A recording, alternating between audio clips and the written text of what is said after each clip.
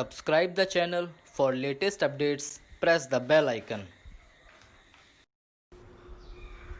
Get ready for the dictation at the count of 3, 2, 1, start. Bihar की विकास योजनाओं के लोकार्पण के अवसर पर प्रधानमंत्री नरेंद्र मोदी ने लोकसभा से पारित कृषि विधेयकों का विरोध करने वाले राजनीतिक दलों को जिस तरह निशाने पर लिया, उससे यह साफ है कि उन्हें इसका आभास हो रहा है कि यह मामला एक राजनीतिक मसला बनता जा रहा है। उन्होंने कांग्रेस को ख़ास तौर पर निशाने पर लिया तो इसके पीछे पर्याप्त कारण है।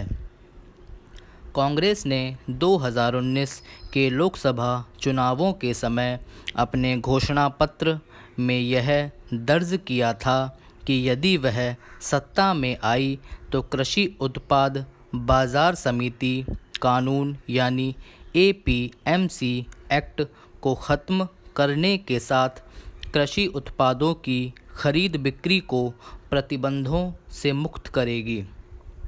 अब जब यही काम किया जा रहा है तो कांग्रेस विरोध का झंडा बुलंद कर रही है। यह सस्ती राजनीति के अलावा और कुछ नहीं। कांग्रेस का यह रवैया नया नहीं है।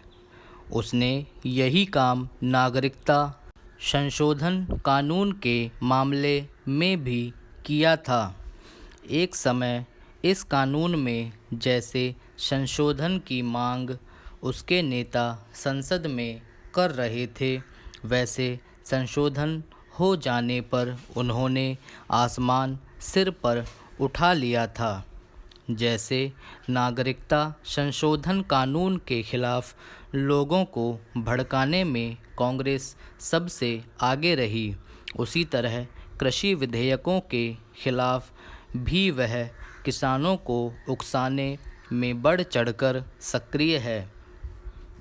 यह पंजाब में कांग्रेस की ओर से कृषि विधेयकों के उग्र विरोध को हवा देने का ही परिणाम रहा कि शिरोमणि अकाली दल भी उससे होड़ लेने के लिए आगे आ गया।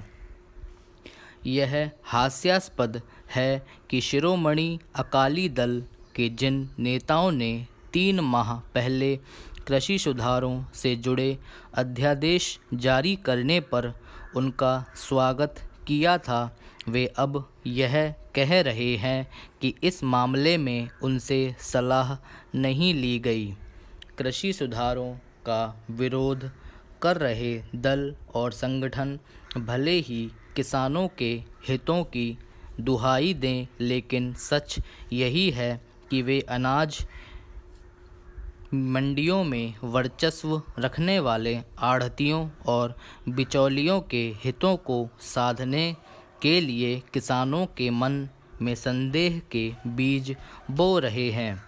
इस ओर संकेत करते हुए प्रधानमंत्री ने यह सही कहा कि कुछ राजनीतिक दल किसानों की कमाई को बीच में लूटने वालों का साथ दे रहे हैं, लेकिन इसकी भी अनदेखी नहीं की जा सकती कि पंजाब, हरियाणा आदि राज्यों के किसान बिचौलियों के बहकावे में इसलिए आ गए हैं क्योंकि एक तो वे नई व्यवस्था से अच्छी तरह परिचित नहीं और दूसरे उन्हें यह भरोसा नहीं हो पा रहा है कि उससे उनकी मुश्किलें कम होंगी। बेहतर हो कि सरकार किसानों की आशंकाएं दूर करने के लिए और अधिक सक्रिय हो।